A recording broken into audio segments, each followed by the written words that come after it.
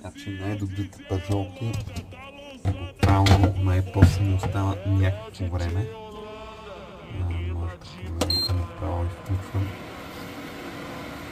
за да покажа за какво става дума.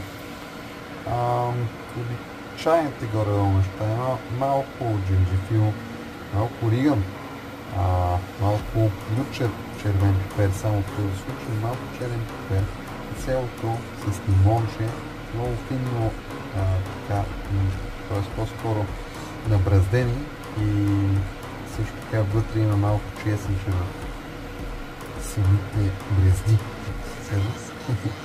и стават брутални. Така след малко как само изгледаш малко в по-завършен етажа.